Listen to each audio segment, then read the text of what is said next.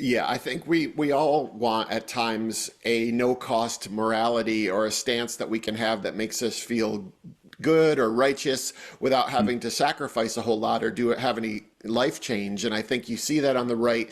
And really that explains a lot about why that people who are supposed followers of Jesus still support Donald Trump after 8 years of all they've seen, Mm. because the bottom line is they don't want to face a crisis of asking the questions, what am I a part of? What broken systems am I contributing to? And so for people like us, we've started to ask those questions. We've confronted the grief that comes along with that and the accountability. And Yeah. I think so many people just don't want that. They want to tell themselves a story about their own goodness. And so by supporting this cause, they can do that, but it really doesn't affect them one way or the other, or at least they think it doesn't.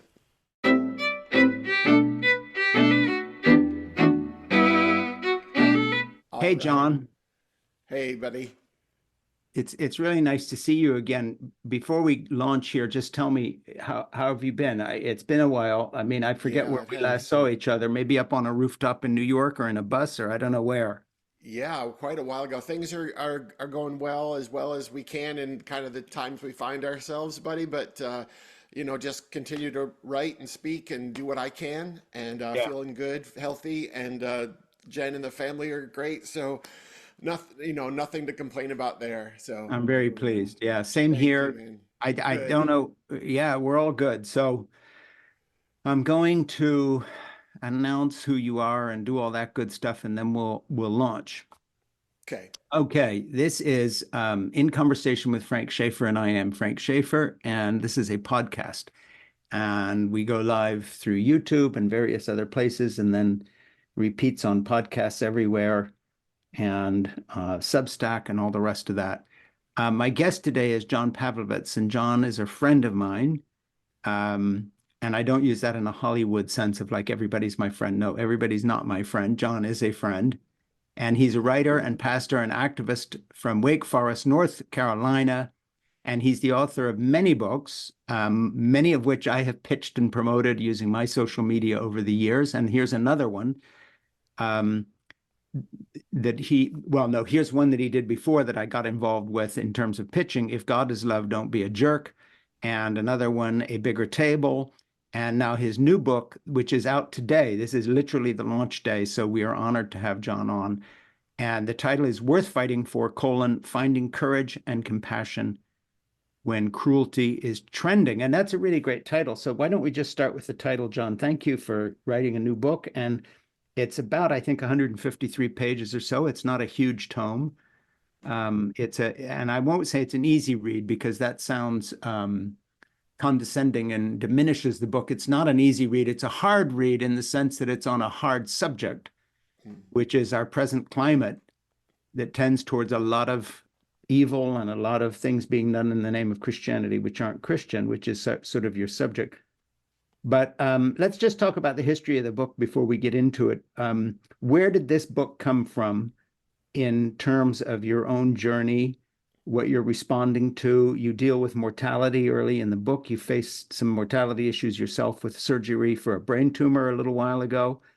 So let's just talk about how this book came about.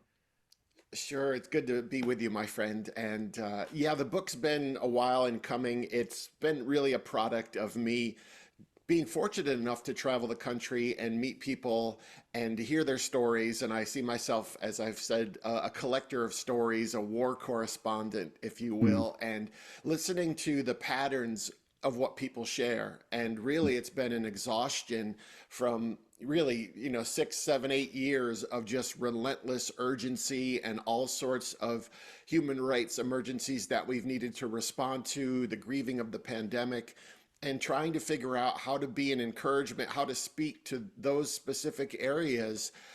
Some of us are fighting battles that are very personal. Some of us are doing activism, and it's really trying to find the balance of those things as well and care for people as they're caring for others.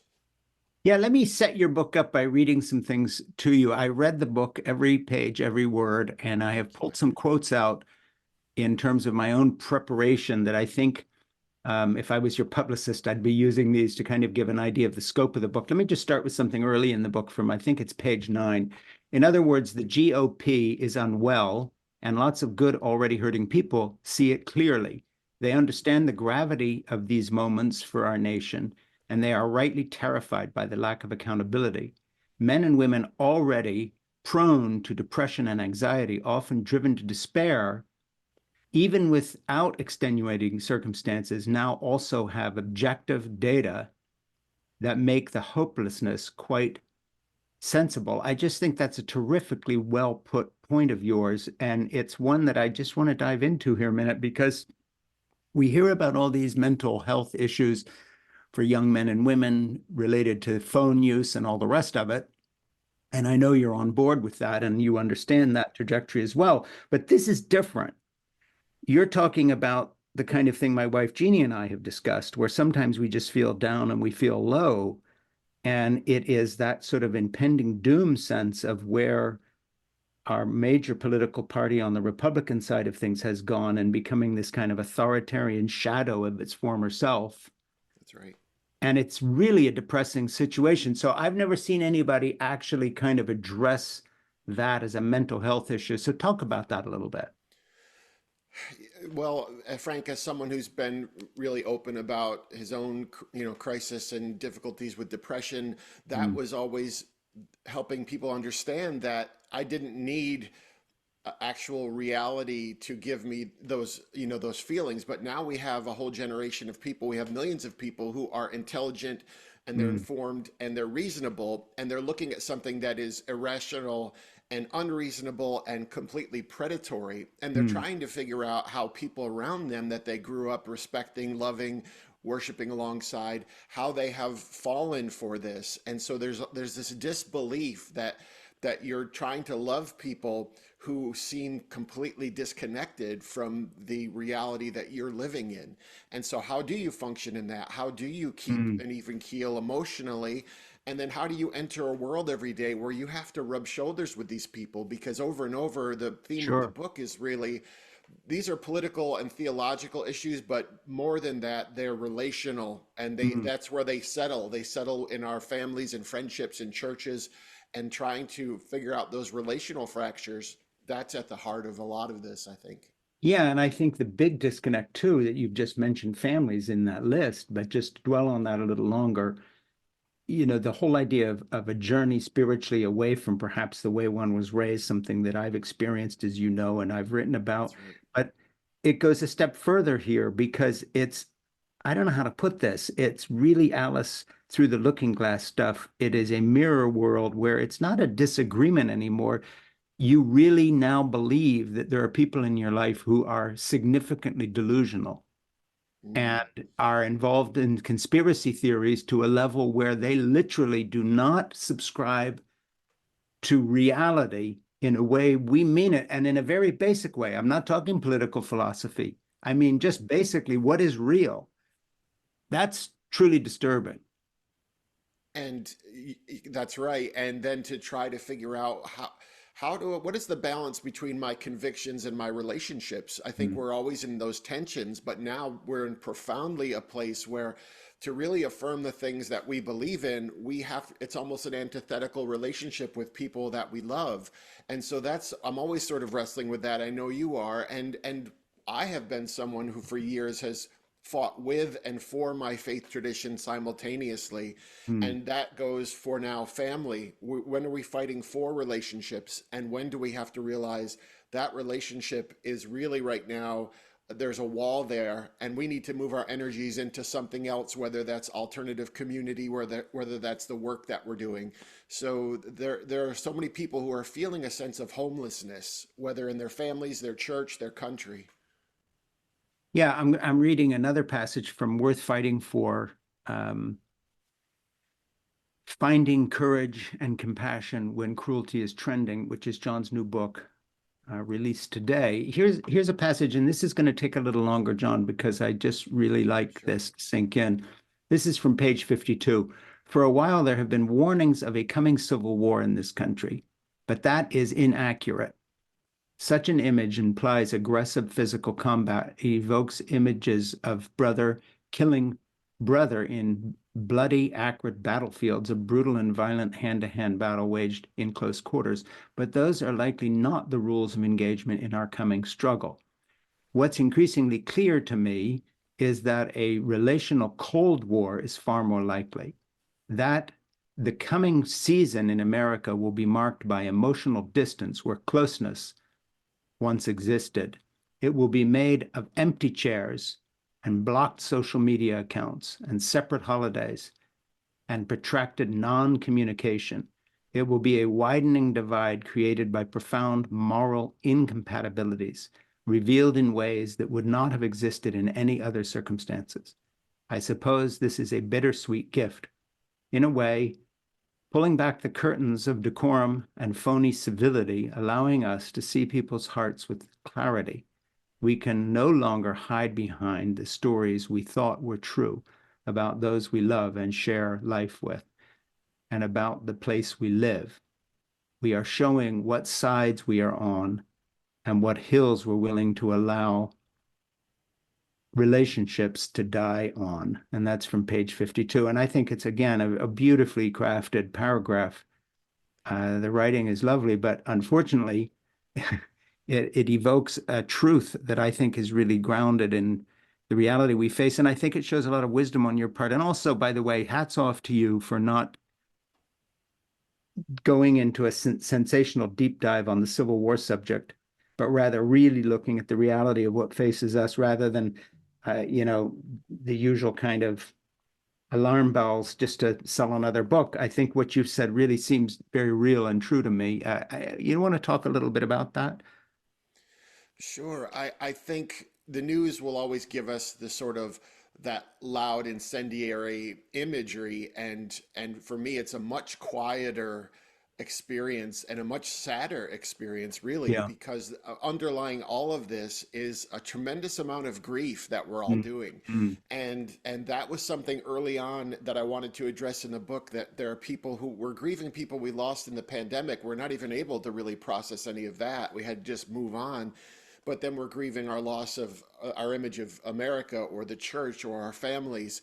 And so there's a tremendous sadness. And I would probably say it's sadness even on the other side politically. They're seeing the empty chairs and the distances, but they have a different story that they tell themselves about why those exist. But for mm. people who are resonating with what, the words that I'm writing, there's just a tremendous sadness and a feeling of I've lost so much now, and I don't know if I'll ever get any of it back. And so there's a way that we're going to have to retribe. We're going to have to Mm. figure out who our people are and create a new way going forward. So that's been the story for me, leaving much of the church behind, as you've experienced as well. Yeah, it's interesting that the way you put this is a perfect segue. And I assure my listeners and watchers this was not rehearsed, but it's so on the nose for what I wanted to read next that it's kind of funny. From page 62, John writes, I hope I don't make it sound like loving those we disagree with is easy. Loving beyond our capabilities is almost always going to be inconvenient beforehand and beautiful afterward, rarely the other way around. Redemptive acts are often preceded by the fractures that necessitate them. Something needs repair because it is broken, a relationship, a system, a nation. No matter what story we tell ourselves when we put people on blast or shout them down, or block them on social media, nothing feels as good as when we show someone more decency than they may deserve, when we err on the side of loving them, even if their response is less than appreciative. So, in a way, you kind of take what you were saying a moment ago into another step here a few pages later. So, you want to dive into that a little bit? I think the challenge, Frank, is the most dangerous place to be in is when I can dehumanize another human being, because Mm, that's what the right has been doing. It's why it makes him so easy to rail against immigrants or LGBTQ people or women or people of color. When they see someone as less than, it's you can justify all sorts of terrible things. And so that is the greatest danger for myself, because I'm wired to have compassion for certain groups of people. It comes really easily for me, but there mm, are people that I'm reticent to show empathy to, and that includes many people who, as we've been talking about, seem disconnected from reality and seem motivated by this predatory, exclusionary faith tradition.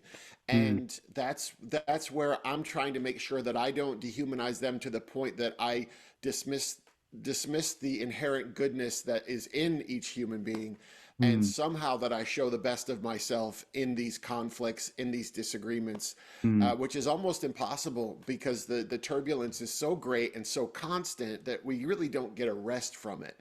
And mm. so that's a lot of this too. It's kind of stepping back from the fray once in a while and saying, okay, have I become the thing that I despise in so many?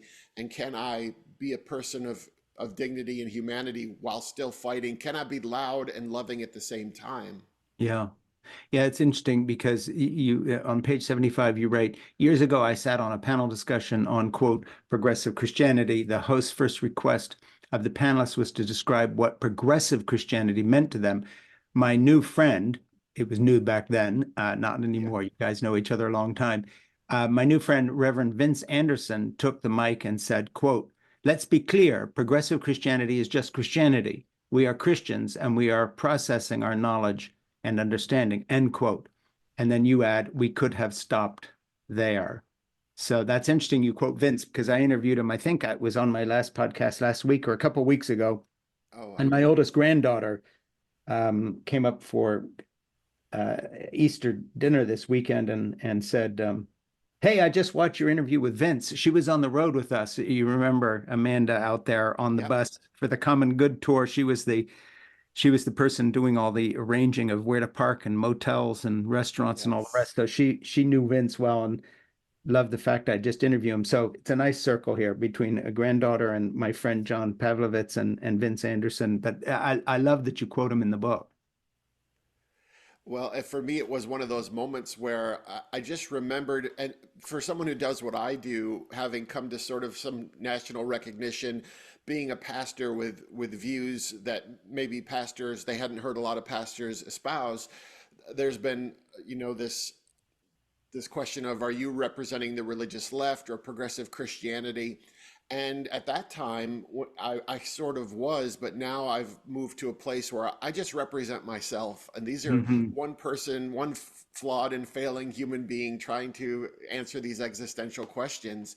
And I just share where I am, and people with whom those words resonate, they join me and we become community. And so it's been a gift to be able to do that kind of work that is independent of those systems so that we can simply speak freely and meet in our humanity. And I wish we were doing more of that. Yeah, in the when we were out on the road together doing the Vote Common Good tour, you also talk about an incident that happened out there where one of our, I was going to call her a cast member, but it wasn't. I mean, we were campaigning for congressional candidates. Um, we had that incident where she invited some people from, I think it was the Proud Boys, up on stage and kind That's of right. turned the situation around with the kind of reaching out that you're advocating that, but is hard to do. And you use Jessica B as a not Genesis B. My daughter's name's Jessica, so sorry. Genesis B as a example. You want to just talk about that incident a little bit? Sure, we thought they were going to be coming, and we weren't sure. We'd heard on that tour that they would be showing up, and they hadn't. And then this one day, they finally did. And the story for me was, I was someone, as a white cisgender heterosexual guy, I felt protective of some of the women and the more vulnerable people, and Genesis being a woman of color, and wanting to sort of have this protective emotion or response. But my inclination was anger. That was the rage began to get in the way. I'm trying to preach about the love of Jesus up there, and I'm just screaming like a demented auctioneer because I'm just so, my fists are clenched, and I was realizing as it was coming out of my mouth what a disconnect this is. Hmm. And of course, she goes up and invites this person to embrace her and saying, you are my potential co-collaborator. I don't see you as an enemy. And that was a lesson for me in different ways to disarm anger. So we want to shout down, or we want to give an opposing political view, or we want to hit them, theologically. And Genesis met them in their humanity and tried to reach them that way. And it didn't necessarily change them, but it softened them in the moment, and maybe they file that away for the next time. So for me, there is also that, what is a win when we're dealing with someone across from us, whether they're on social media or our living rooms or in our churches? What is a Hmm. win in these exchanges? Yeah, it was an interesting evening. I remember being on the platform that night, and things were quite tense until Genesis got up there and did her thing. And then after that, it changed completely. Instead of them waving signs and heckling us, they all stood around listening politely. It was Yeah. really a kind of an object lesson. They ought to show a clip of that in police training of how to defuse a situation when you're facing angry people, because she did such a magnificent job. One young That's right. woman of standing up there in the middle of that, and it was quite something. I want to go to page 121, 122. Change the subject here in terms of the kind of easy stand a lot of evangelical white Christian nationalist types take on certain issues that don't cost them personally. I thought that you were very perceptive in something you wrote here. Just to change gears for a minute, there are a number of explanations for this highly selective zealotry by religious people, but ultimately, I think it comes down to laziness and self-preservation. I think embryos are relatively easy to advocate for. They don't encroach upon people's privilege or confront their politics or challenge their theology or require much from them in the way of a lifestyle change. It is a clean form of activism, certainly far less messy and uncomfortable than having to defend people you don't like or to whom you've declared an enemy. And I think that's such an interesting point. I'd never, my family, all the way back into the day in the 1970s, was so involved in the beginnings of the evangelical pro-life movement, something that I've changed my mind about a long time ago and advocated on the other side. But I think this kind of lazy morality that you talk about is good because, if you're advocating on behalf of drug addicts or the homeless or prisoners or something, someone down the street, it's messy because now you're going to be asked, well, what are you doing for them?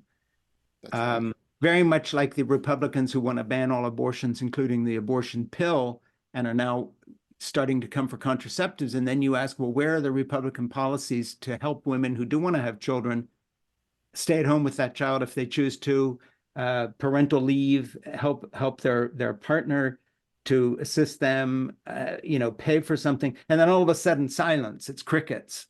There's nothing, because that's then messy and difficult and isn't just moralistic high ground stuff again. We want to just talk about that because I think it applies across the board to so many things where, there are these inconsistencies, and the kind of moralizing is easy until you're actually asked to do something for somebody. Yeah, I think we all want at times a no cost morality, or a stance that we can have that makes us feel good or righteous without having to sacrifice a whole lot or have any life change. And I think you see that on the right. And really that explains a lot about why that people who are supposed followers of Jesus still support Donald Trump after 8 years of all they've seen, Mm. because the bottom line is they don't want to face a crisis of asking the questions, what am I a part of? What broken systems am I contributing to? And so for people like us, we've started to ask those questions. We've confronted the grief that comes along with that and the accountability. And Yeah. I think so many people just don't want that. They want to tell themselves a story about their own goodness. And so by supporting this cause, they can do that, but it really doesn't affect them one way or the other, or at least they think it doesn't. Yeah, no, I think it's a great point. Let me just go to another place in the book that I want to talk about, down on page 139. I don't know what matters enough to move you from complacency. This is sort of your wrap up, or indecision or selfishness or apathy. The human rights atrocities, the perversion of Christianity, the pillaging of the environment, the constitutional violations, the cries of migrant children, the Supreme Court hijacking, the attacks on public education, the dismantling of healthcare, the anti-science conspirators, the school shootings that go ignored, the LGBTQ teenagers being harassed, the assault on women's autonomy over their bodies, the malice of our public servants, the twisting of objective truth, the Nazis marching in our streets, the dumbing down of discourse. I don't know what grieves you right now, but you do. So instead of lamenting how horrible it all is, decide to make it less horrible. Instead of looking to the sky and wondering why no one is doing anything, you do something. And you kind of wrap your book up with that statement. I think there's actually something after that, but it's close to the end of the book. Do you want to just talk about that in the sense of, these are very broad strokes things. No one can do all of that. I'm sure you talk to people who are frustrated by their seeming inability to do anything. Do you think that I'm going to ask you a question. This is not a loaded question. I'm not fishing for anything. I just want to get your opinion. But don't you think there's a danger in listing big issues that lets us all off the hook in the same way that talking about embryos lets evangelical white Christians off the hook to actually do anything for born children because they're railing about a moralistic issue? How do you break down the list that you've got there into bite-sized pieces besides telling people to vote, which, by the way, is a huge thing? Get out the vote. I mean, that's not to be minimized. Besides Right. voting, do what? If you just voted, that would already be something. But besides voting for Joe Biden in the next election so Donald Trump never sees the inside of the White House again, which is a big thing I want to emphasize again. How do we break down these larger issues into bite-sized pieces where individuals can actually feel that they're stepping out and making some sort of a difference? That you, in your experience, because you're an activist, so you're out there working with people all the time on the ground who are doing stuff. I know that because I've seen you in discussion with such people out on the road. But right now, at this very minute, as we head to the next election, how do we make this accessible, these big issues? I think I tell the story somewhere in the book, but if I don't, I remember being at a Q&A at a talk in Missouri, and a gentleman said, John, I have two news feeds in my life. The one news feed is the big and the distant, and that news feed is on the news and social media. He said that news feed is always going to give me the terrible and the worst of the worst and all the incendiary stuff. He said, so I'm going to be hopeless if that's all I look at. But he said, there's a second news feed, and it's on the ground in the places where I live and work and in the places I do activism, because there I know the names and faces of people doing beautiful redemptive work. And so he said it's easy to stay hopeful if I keep in that news feed. So that's really partly the answer. It's for people to say, where is my burden? If I look at a list like that, what are the Mm, one or two things? The word compassion kind of ties into the idea of bowels. What twists you in your bowels? yeah. That's a question I ask people all the time, and say, look at that list, and then what are the one or two things that really keep you up at night? And then Mm, press into those in your local community. Where can you show love for immigrants where you live? Where can you support, transgender human beings, whatever it could be? Because there you have proximity and agency. Those are the two mm, things we always have. And that's the heart of the book, that, yeah, you can look out there and every day find reason to be hopeless, but there's also the life that you have been given, and you have something you can do with that. So it's mm. simple, but it's not always easy, because in the pace and activity that we're immersed in, it can be hard to stop that and say, okay, I need to actually do something about what is grieving me. Yeah, I'm going to just reintroduce you here. This is a podcast. My name is Frank Schaeffer, and this is In Conversation with Frank Schaeffer. My guest is my friend, John Pavlovitz. We have shared time together on the road on a bus tour called In Common Good. What year was that, John, that we were out I trying to think that raise? was 2018. I think that was the end of 2018 June. congressional election. We were out campaigning for people, and some of them actually won. So that was good. Yeah, We right. helped we helped get Congress into the blue state thing. But anyway, and he's the author of a lot of books you've heard of. If God is Love, Don't Be a Jerk, a bigger table, and his new book is out today. We are launching a book today with an author who's a friend, which is a real privilege. And this is called Worth Fighting For: Finding Courage and Compassion When Cruelty is Trending. And I would urge you to get that book and read it. And it's a perfect fit as we go into, makes my head spin to say this, the closing months before the next election. I mean, Yeah. God help us, literally. I would ask you to please subscribe to In Conversation with Frank Schaeffer on Apple Podcasts and to my Substack.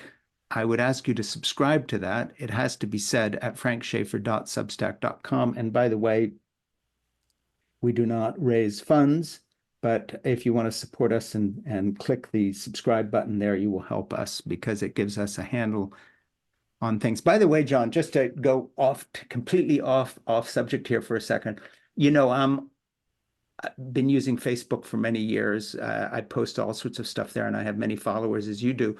One thing that we found that's odd is that the algorithm on Facebook is written in such a way that they look for certain words, and we got bands the wrong word, but they made it impossible for people to subscribe to us because we reprinted a New York Times headline that had the word terrorism in it. And so we triggered something. I don't know what you're finding with social media, but with this sort of revolving, this musical chairs of platforms, I don't know how anybody keeps up. This is just completely just friend to friend here. What do you do? What do you do? Ernie Gregg, my producer, has to handle all this nonsense. We don't understand the algorithms or how it works, but what do you do? It's a completely, daily battle, Frank, because as someone who, makes their living largely online, the changes in social media platforms, they've designed these algorithms to, one, penalize people who they believe are trying to make a living off of their platform, but also there's the political element. So there are those words that, because the platform grew at such a rate, for example, with Facebook, they don't have the people to keep up. So they've been using Right. AI for years. And what it does is just selects those words, and then it penalizes you. And so for me, it took me months to actually reach a human being. And when the human being looked over those posts, basically said, yeah, there's nothing wrong here, because they could see it in context. Yeah. But that is that you constantly have to kind of fight through that and figure out, and I'll have to take out vowels and just put an Yeah. asterisk in those words. But really, it speaks to the difficulty for someone like you, for someone like me, to even reach the audience that we have on social media, Well, I think you're because on they, Substack too, because they're less, yeah, Substack gives you, they shoot a little straighter, but also unlike Facebook, when you're on Substack, we always get suspicious when we've had a good month on Facebook and all of a sudden they find some reason to demonetize us again. yes, It's like, well, wait a minute, we didn't do anything different this month except, make $500 or whatever, some pitiful little that's right, amount. yeah, And then what and happened here? yeah, and Twitter or X is worse, because there was almost an immediate shrinking of the reach of my and many other people on the left's platforms. So then Yeah. you have that issue as well. So it's incredibly difficult. So things like Substack and email are really the best way to have a direct contact with people. So I always encourage people to do those things, because that way, if the platform goes away, we still have the connection to one another, which is, in a time like this, if let's say Trump wins, it's going to only get worse. Yeah, So we need to be exactly. able to reach the people who are like-hearted, so that we can keep doing the work. Well, we're going to link to anything you tell Ernie to link to, so everyone will be able to subscribe to your Substack as Mhm. well. Uh, Tell us how to help you because we're just trying to all survive here. And of course, and I'm not going to bitch anymore here, so turn into a moaning session. But of course, these social media giants have basically meant that nothing else can compete. They're monopolies. And then when they Mhm. change the rules on you, there's nothing to go to because they're making sure they own all of it. I mean, it's really That's disheartening. It is, and it's more important than ever. People say, well, why do you even stay on these platforms? And I say, well, because some reach is better than no reach. Yeah, And I want to be a dissenting opinion for people who are there, so that people can share writings that they are encouraged and challenged by, so that other people can see them. So for yeah. me, I mean, there's not a lot of John Pavlovitzes in the world. So once you know how to spell my name, Yeah. Pavlovitz, you can find me, and Substack's a great way, or on my blog or Patreon, Well, any of those we'll places. put links to every place that you. Thank you. So if you Figure get it out messed some with, way. we'll have some feed some people your way. Yeah, you're Great. on Substack too. So anyway, let me get back to the work here of interviewing you. I had so many things I want to go through. You wrote a really good paper that was actually April 1. Is it still the first today? No, it's a couple days later. But Project 2025 and the End of America. We don't have to speculate, the headline says, on the sociopathy of the MAGA conservatives. They have put it all in writing. And then you talk about Project 2025 outlines in precise and sickening detail the Republican evangelical plan to swiftly thrust America into full-on theocracy and dismantle every legislative protection and democratic process put in place to prevent the marriage of church and state. Just, John, forgive my ignorance. Ernie sent me the link to this. Where did this appear and where can people read this? Because we'll post it, but I just don't know where they can go to get it. Yeah, you can actually go to Project 2025. Let me just make sure it's the .org. It's .org. So it's called the Presidential Transition Project. And Yeah, it no, was I know born where out. but where did you put your article? Oh, I'm sorry. That is on Substack. Oh, so okay, well, there we are. They're going to think that I've set this up again. When you get the Yeah, link that's of John it's actually Pavlovitz's, free. yeah, it's free. When you get the link to Substack and subscribe, which is free, but you still subscribe and go to Substack, find John's Pavlovitz stuff on it, read this incredible article. Let me just spin down here and talk about what they've posted themselves as what they're planning on doing. And the Heritage Foundation and other people are working with Project 2025 to help them put together a legislative agenda. This is for real. And let's just remember that 50 years ago, when this all started rolling, the evangelical religious right that I was part of before I left, we were telling people that they needed to have a long-term project, and Heritage Foundation and others, the Federalist Society did. Those are the lists they gave Trump. He did it in the first term. In the second term, here is what they will get him to do, and he will do. And they are already coming up with lists of loyalists who are going to implement this. Isn't that right, John? Yeah, there are, dozens of organizations and entities that are already preparing because they realized when Trump won in 2016, they were surprised that he won, and so they weren't even prepared as an administration, and they want to make up for that now. So they've laid out these plans that day one, these things will start happening, and it's not speculation, it's the agenda. Yeah, and they're going to get rid of all the people in the bureaucracy who are sane, reasonable, and just want to serve people. And they basically have lists of people they're going to fire and the people they want to hire. And you get hired on the basis of unswerving, unquestioning loyalty to Trump. Yep, that's right. And then here's And what they want to do. Yeah, sorry, I interrupted you. no, no, I was gonna say it's in the piece, but they want to dismantle whether it's the FBI, the Department of Yeah. Education, on and on and on, and it's really would controlling the FCC. So we look at even objectively what we think we could deal with because we're looking at the first Trump administration, but that's not what the second one would look like at all. No. And I think we need to understand that people who are on the fence or just opting out, they need to get in the game because they'll say, well, we survived before. Well, it's not going to be like that this time. Yeah, well, let me read some of the list here, or all Sure. of the list here, because again, John didn't make this stuff up. This is what they are listing in Project 2025 as, quote unquote, what we will do in a second Trump term. And so I just want to put it straight. If you don't vote, or you vote for a third party candidate, or you vote for Trump, here is what you are voting for.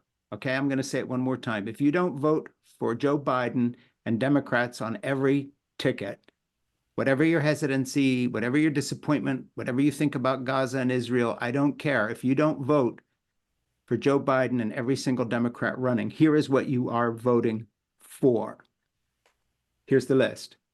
Banning abortion nationwide and tracking all pregnancy-related procedures, virtually eliminating birth control access, defunding the Department of Justice and destroying the FBI, gutting the EPA, blocking all gender-affirming care, firing 50,000 civil service workers, eliminating the Department of Education, breaking up the Department of Homeland Security, purging the government of anyone deemed, quote, disloyal to Trump, criminalizing talking about transgender people, banning all DEI initiatives and any words related to gender, sexual, and racial equality, giving presidential control of the FCC, meaning all media communications, condemning single motherhood and same-sex marriage, identifying and deplatforming all, quote, woke writers, speakers, and news outlets.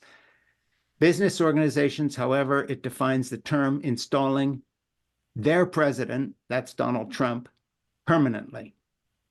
That's what you're voting for if you don't vote for Joe Biden and the Democrats in November. That's what you're voting for if you vote for Kennedy or any third-party candidate or any person on the ballot that's not a Democrat, because unless we have a clean sweep of Democrats with both houses of Congress and keep the presidency in the hands of Joe Biden, that's what you're voting for. And I know that's very strongly put, and I'm sorry for being that doctrinaire, but I don't see any other way to slice it. That's what you're voting for. And that's been the difficult thing, Frank, in doing this work, is to try to hold all the tensions that people have, but to say in a few months, the reality is Joe Biden or Donald Trump will be the president, and everything else falls away. And that's the decision that we have to make. So for me, I want my vote to be an extension of my beliefs, but I also need it to be strategic. And I think that's what I've been advocating for with people all wherever they fall. Because the truth is, if Biden wins in 2024, then we can all begin to craft the kind of nation where our differences, we Sure. can navigate those. People lament the two-party system, and I tell them, I understand that, but we'll have a one-party system if the Republicans win, and none of us will have a voice. So I'm fighting to make sure that we all retain that voice and that vote and everything that comes with it. And that's where we are. It's simply the reality of the moment. Yeah, and I think your book, the new book, Worth Fighting For, Finding Courage and Compassion When Cruelty is Trending, is a kind of a blueprint in terms of just why it is that we don't have the luxury to do anything except make sure Joe Biden goes back to the White House and Democrats win all the way down the line in every single role they go for. You know, when you have somebody running for president who is threatening the daughter of a judge, when you have someone who is being prosecuted on multiple levels for crimes and including intimidation and so forth and so on, you know, that's only one issue. But I want to bring something up, and I don't want to put words in your mouth, John. So please, I know this is quote unquote my podcast, but forgive me if I sound too strident here. And I will love you still if you say, well, that's how Frank sees it, but I don't. But I'm going to tell you a little bit of how I think on this issue. I think there are times in history when we don't have the luxury to be 100% consistent and purists, and this is one of them. You know, Winston Churchill said terrible things about India and Hinduism. Winston Churchill, in some ways, was a racist. But during the period of the Battle of Britain, if you didn't support Winston Churchill instead of Neville Chamberlain and root for the guy who was going to send those fighter pilots up to stop Hitler before he destroyed the entire edifice of democracy, then worrying about what he said in 1920 about India or colonialism was not the point. The point is to see the moment of history you're in. And I really think that's true. And again, I don't want to put words in your mouth, but we are in a moment of inflection here where there is nothing but the big strokes. And I like what you said. If we can get past that, then we can get more nuanced again. I don't know what you think about Exactly. that. No, and I agree. And it's put me at odds with many people who have supported me before, but I keep going back to, if you take a moral stance that is disconnected from everything else, it's really impossible to understand that stance is actually antithetical to your position, Mm. because you're going to be placing immigration, healthcare, policing in the hands of someone like Donald Trump. So you're going to give a sociopath carte blanche. And so Yeah. that's simply, we cannot do that. And that for me, there's no politician or no political party that any of us have agreed with fully. But yet at times we act like in the past we have, and this current situation is untenable because we can't support this person or that person. But Donald Trump and the Republicans are a once in a lifetime existential crisis. And if we have to recognize that, and our vote is the only weapon that we have, the courts kind of continually fail, and so many other systems are failing. And this is the last kind of one that we have at our disposal for now. And so we have to use it. Yeah, and looking at specifics, I mean, I'll just go through a few again. I don't want to lure you into something that you don't want to say.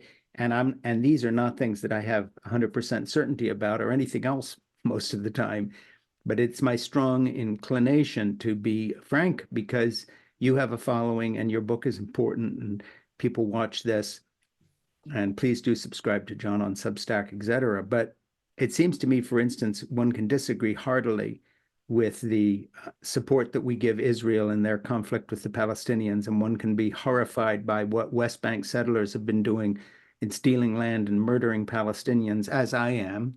Yeah. And one can be horrified by the IDF just in the news now, bombing a group of people who are trying to bring food to the Palestinians. These are all gut-churning horrors. One can disagree with Joe Biden's unmitigated support and look at it as something that's a holdover from another generation. All of that can be true, but I just want to look right into the camera and tell you something as a 71-year-old who will be 72 in a few weeks, who's lived through some things and made my own journey on these things. And I know what it's like to have been wrong and change your mind and look back with regret. And I would beg people who feel terrible antipathy towards certain things that Biden has done to remember something. And that is that if you think that the West Bank settlers have carte blanche under Biden right now because of his support for Israel, just wait till Donald Trump's second term. This is a man who has absolutely no compunction whatsoever about sensitivity toward the Arab community, toward Islam, or anything else. And he will make Biden's support of Israel look like a Sunday school picnic because he doesn't care. He frankly doesn't give a shit about Arab lives. These are brown people he doesn't care about. Same with the gay community and the trans community or the Islamic community in this country. Those voters in Michigan who stepped out of the process and didn't vote in the primary as a protest. I have news for you. If you're a Muslim American or you have brown skin in this country, if you put Donald Trump by negligence, not even not voting at all, say stepping back and not voting into the White House, his people are developing plans to round you up and deport you. His people are developing plans to make sure that there's never another Muslim who emigrates to this country. You have no idea what a second term will be like. It's not just the end of democracy, it's the end of any even pretense of tolerism. This is white Christian nationalism. This is far right white Christian nationalism. And I am not exaggerating. And if you are a young person and you're gay or you're trans, or you're Arab or you're Muslim or you're not white or you're Hindu, they are coming for you. And if you're a woman, they are coming for you. And they're coming for your contraceptives. And if you're gay, they are coming for you. And if there's anything you don't like about Joe Biden, and there's plenty to lament, and if you think you're getting a taste of something you don't like now, just wait if you step out of this election process and allow this to happen. And I lament the fact that I look back on parts of my life where I made a big mistake in supporting some of the Christian right agenda in my 20s, and I'm still trying to live it down. You will never forgive yourself for not doing everything you can to put Biden back in the White House. You will never forgive yourself because you will live to see what happens. You will live to see people being interned. You will live to see people being shot on our border.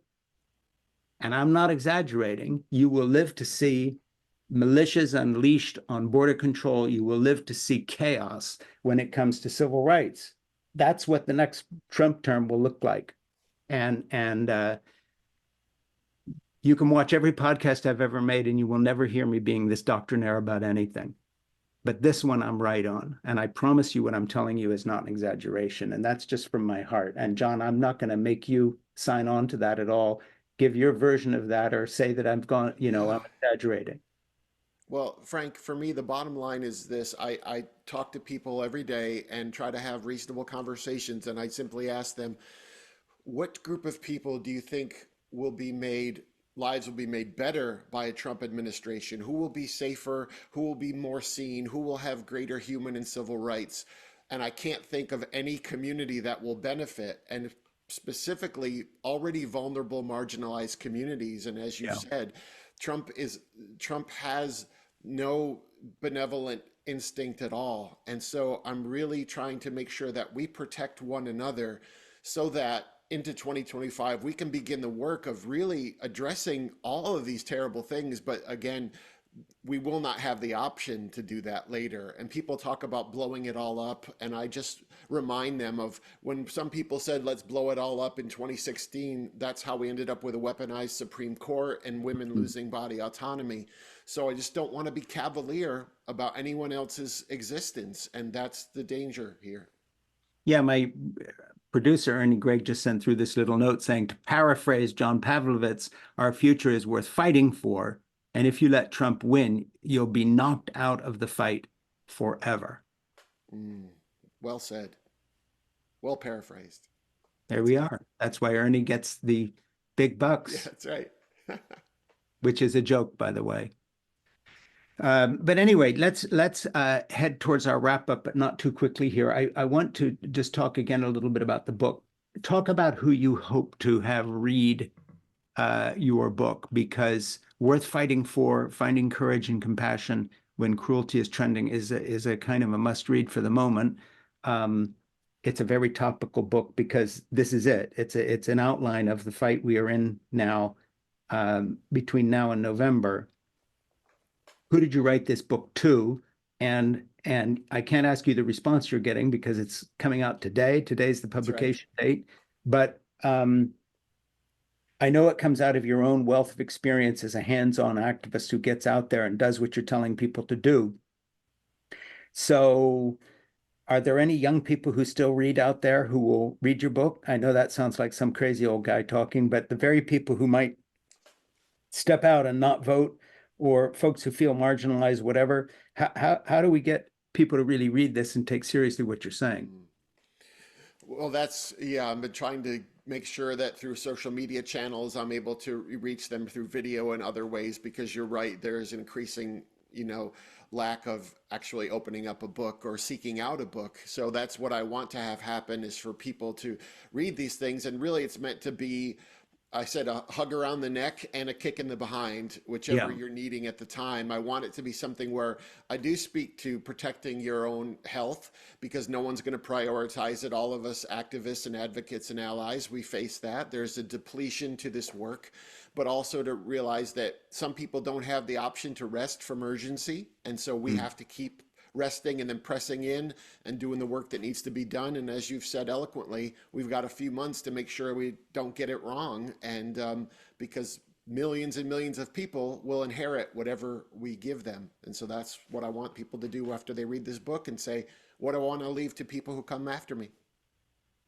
Yeah, and in developing the book, I think that, because I kind of know what you do a little bit, I just want to reiterate to people watching John here that John does not write in a vacuum, because he is an activist. So, he crafts, it's like reading a book on marriage from a marriage therapist who spends every day counseling people hands-on. John's not a marriage therapist. That might be your next thing if this fails. Yeah. But John crafts his words according to the actual questions you get out there. And I just think that's a really powerful. In other words, I feel your book is answering, it's not written in a theoretical vacuum. You're actually talking to the people you talk to, probably answering questions you've been asked dozens of times face to face with folks when you're doing retreats. Talk a little bit about that. That's it. I often tell people I'm speaking for myself, as I said earlier, but I'm also speaking knowing the stories of people and listening for the patterns and trying to make sure I ask the questions that they're asking and lean into the prompts that they're feeling. So this is not something that, I'm disconnected from life. This is really informed by the people I meet and the work that I see being done. And so that's why I want to connect other people to those, those questions. Well, this is launch day and you have another thing at 2:00. So we're going to get out here, but I'll just say the book is Worth Fighting For, Finding Courage and Compassion When Cruelty is Trending. John Pavlovitz is the author, and he's my friend. And please subscribe to John's Substack as well as to mine, In Conversation with Yes. Frank Schaeffer, on Apple Podcasts, and to my Substack, it has to be said, at frankschaeffer.substack.com, where I make commentaries of the kind that I've been making here, except sometimes a little more nuanced. And we love you, John, and we wish you well. And Thank you, my friend. seriously, Godspeed with the book. Please keep us you. posted. Share this wherever you want, because we like to be out there as promoting you and put this out there. And all the best with your next 2 o'clock interview. Thank you, my friend. Love and appreciate you, and we'll talk again soon. I hope so. Peace. You Thank you. too. Bye.